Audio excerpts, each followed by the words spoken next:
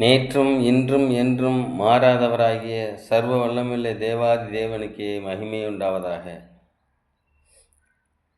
Mark 9ஆம் அதிகாரம் 1ஆம் வசனத்திலிருந்து, அன்றியும் அவர் அவர்களை நோக்கி, இங்கே நிற்கிறவர்களில் சிலர் தேவனுடைய ராஜ்யம் பலத்தோடு வருவதை காணும் முன் மரணத்தை ருசி பார்ப்பதில்லை என்று மெய்யாகவே உங்களுக்கு சொல்லுகிறேன் என்றார். இப்போ சீசர்கள் கூட்டம் இருக்குது. அந்த கூட்டத்துக்கு மத்தியில் இயேசு கிறிஸ்து சொல்கிறாரு, உங்களில் சிலர் தேவனுடைய ராஜ்யத்தை பார்ப்பதற்கு முன்னாடி நீங்கள் மறிக்க மாட்டீங்க, அதை பார்த்துட்டு தான் மறிப்பீங்க அப்படின்னு சொல்கிறார் இயேசு கிறிஸ்து.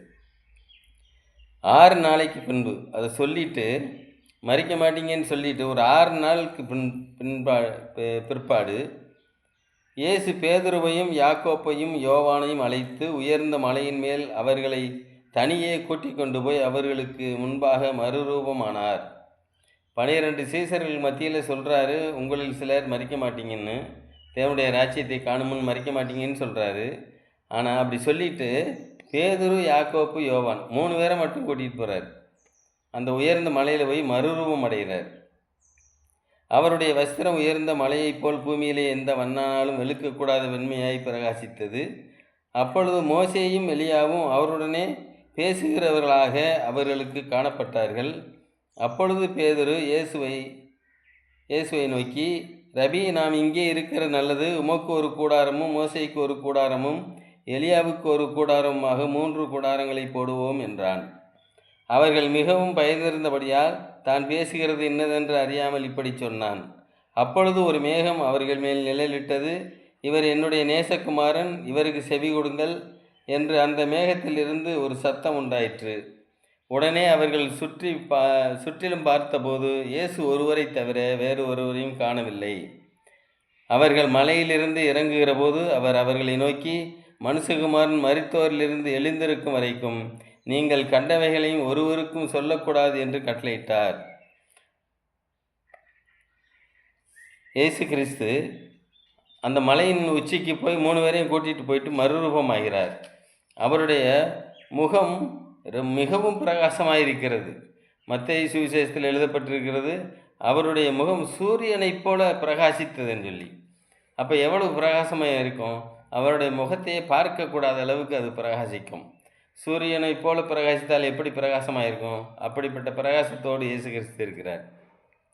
இந்த இடத்துல எலியாவும் மோசேயும் வர்றாங்க. அவர்களும் பிரகாசமாக இருக்காங்க. அவர்களும் ஒளியை போல மின்றாங்க. அப்படி பிரகாசமாக இருக்கிறதுனால பேதுரு அந்த இடத்துல என்ன செய்கிறாரு? பேதுரு அவர்களை பார்த்துட்டு என்ன சொல்கிறாரு? இங்கே இருக்கிறது நமக்கு நல்லது. இயேசு கிறிஸ்து பார்த்து கேட்குறாரு, மோசேக்கு ஒரு கூடாரத்தை போட்டுருவோம், எலியாவுக்கு ஒரு கூடாரத்தை போட்டுருவோம், உமக்கு ஒரு கூடாரத்தை போட்டுருவோம், இங்கே இருக்கிறது நமக்கு நலம் அப்படின்னு பேதுரு சொல்கிறாரு.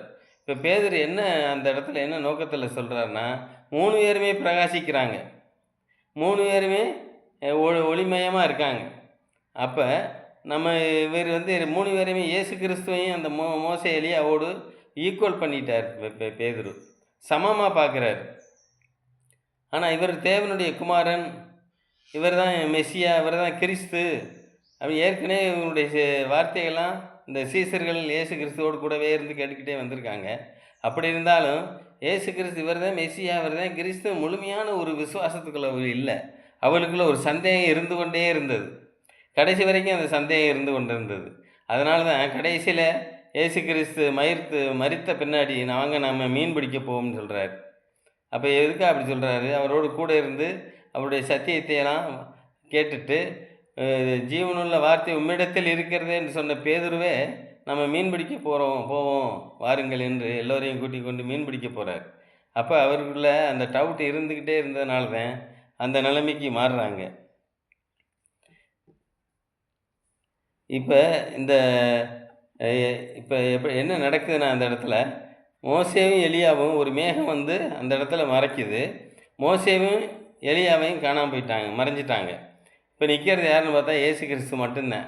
இந்த நேரத்தில் தான் ஒரு சத்தம் வருது, இவர் என்னுடைய நேசகுமாரன், இவர் மேல் பிரியமாயிருக்கிறேன், இவருக்கு கீழ்ப்படியுங்கள் அப்படின்னு ஒரு பிதாவின் இடத்துலேருந்து ஒரு சத்தம் வருது. இதை இவங்க கேட்குறாங்க. கேட்டுட்டு கீழே இறங்கி வராங்க. இப்போ இந்த இடத்துல எதுக்கா தேவன் அப்படி சொல்லியிருக்காரு? 2 பேரையும் மறைச்சிட்டாரு. 2 பேரும் காணாம போயிட்டாங்க. இப்போ இயேசு கிறிஸ்து மட்டும்தான் நிற்கிறாரு. இவர் என்னுடைய நேசகுமாரங்கிறத சொல்கிறாரு. இப்போ மத்தேயுவில ஞானஸ்தானம் எடுக்கும்போது இயேசு கிறிஸ்துவ ஞானஸ்தானம் எடுத்து வெளியில் வரும்போது புறாவை போல் பரிசுத்த ஆவியானவர் அவர் மேல் இறங்குறாரு. அப்போ ஒரு சத்தம் உண்டாகுது. இவர் என்னுடைய நேசகுமாரன், இவர் மேல் பிரியமாக இருக்கிறேன் அப்படின்னு ஒரு சத்தம் வருது. அதில் என்னுடைய நேசகுமாரன் மேல் பிரியமாக இருக்கிறேன்றதோடு முடிச்சிடுறாரு. ஆனால் இந்த மறுரூப மலையில் இவர் என்னுடைய நேசகுமாரன், இவர் மேல் பிரியமாக இருக்கிறேன், இவருக்கு கீழ்ப்படியுங்கள் அப்படின்ற ஒரு வார்த்தையை சேர்த்து சொல்கிறார் பிதா. எதுக்காக இந்த இடத்துல எப்படி சொல்கிறாருன்னா, நீங்கள் மோசையினுடைய நியாயப்பிரமாண சட்டத்திட்டங்களுக்கும் தீர்க்கதரிசிகளுடைய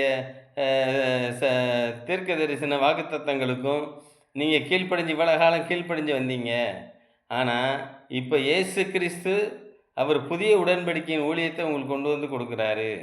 அவர் என்ன சொல்கிறாரோ அவருக்கு கீழ்ப்படிங்க.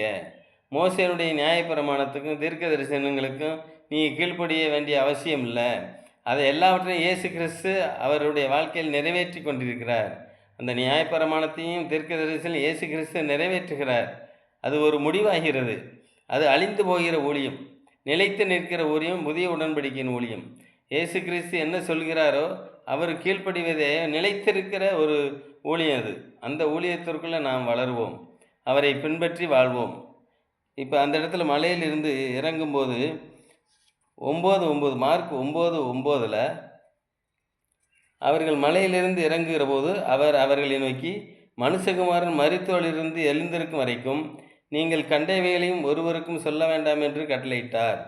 மரித்தோரிலிருந்து எழுந்திருப்பது என்னவென்று அவர்கள் ஒருவரிடத்தில் ஒருவர் விசாரித்து அந்த வார்த்தையை தங்களுக்குள்ளே அடக்கி கொண்டு, அந்த மரித்தோரிலிருந்து உயிர்த்தெழுதலுங்கிற வார்த்தையை அவள் கேட்க துணியவில்லை.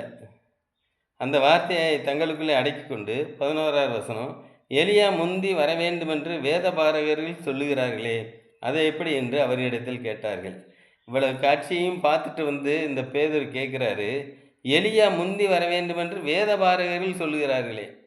அப்போனா இயேசு கிறிஸ்து கூடவே இருந்து எல்லாத்தையும் சொல்லிக்கிட்டு இருக்காரு. இவருக்கு அப்படியே கீழ்ப்படியறதுக்கு அவருக்கு மனதில் அவர்களுக்கு ஒரு குழப்பம் இருக்குது. அப்போ வேதபாரகர்கள் சொல்கிறாங்களே எலியா முந்தி வர வேண்டுமென்று அப்படின்னு அந்த குழப்பத்தின்படி கேட்குறாங்க ஒரு கேள்வியை. அதுக்கு தான் இயேசு கிறிஸ்து அவர் பிரதித்திரமாக, எலியா முந்தி வந்து எல்லாவற்றையும் சீர்படுத்துவது மெய்தான், அல்லாமலும் மனுஷகுமாரன் பல பாடுகள் பட்டு அவர் மதிக்கப்படுவார் என்று அவரை குறித்து எழுதியிருக்கிறதே, அது எப்படி என்றார். ஆனாலும் எலியா வந்தாயிற்று, அவனை குறித்து எழுதியிருக்கிற பிரகாரம் தங்களுக்கு இஷ்டமானபடி அவனுக்கு செய்தார்கள் என்று உங்களுக்கு சொல்லுகிறேன் என்றார். அவர் யோவான் ஸ்நானனுடைய அவருடைய வருகையை குறித்து அவர் வந்து அவருடைய ஊழியத்தை குறித்து சொல்கிறார். அவர் வர்றது மெய்தான், எலியாவின் ஆவி யோவான் ஸ்நானன் தான், அவன் வந்து ஊழியத்தை நிறைவேற்றிட்டான்னு இயேசு கிறிஸ்து சொல்கிறார். அப்போ இந்த இடத்துல பேதுரு இவங்களுக்கு நான் தான் கிறிஸ்து, நான் தான் மெஸ்ஸியான்னு இயேசு கிறிஸ்து அவ்வளோ காலம் ஊழியம் செய்து கொண்டு வந்தாலும் இவர்களுக்குள்ளே அந்த ஒரு டவுட்டு இருந்துச்சு. டவுட்டு இருந்ததுனால தான் வேதபாரர்கள் இப்படி சொல்கிறார்களே அப்படின்னா கிறிஸ்துவை காட்டிலும் வேதபாரர்கள் சொல்கிறது அவங்களுக்கு முக்கியமாக போச்சு. அப்படிப்பட்ட நிலைமையில், அவிசுவாசத்தின் நிலைமையில் நாம் இல்லாமல் ஆழமான விசுவாசத்தோடு, உயிருள்ள விசுவாசத்தோடு புதிய உடன்படிக்கையின் ஊழியத்துக்கு கீழ்ப்படிந்து, நிலைத்திருக்கிற ஊழியத்துக்கு கீழ்ப்படிந்து அவரை பின்பற்றி வாழ்வோம். ஆமேன்.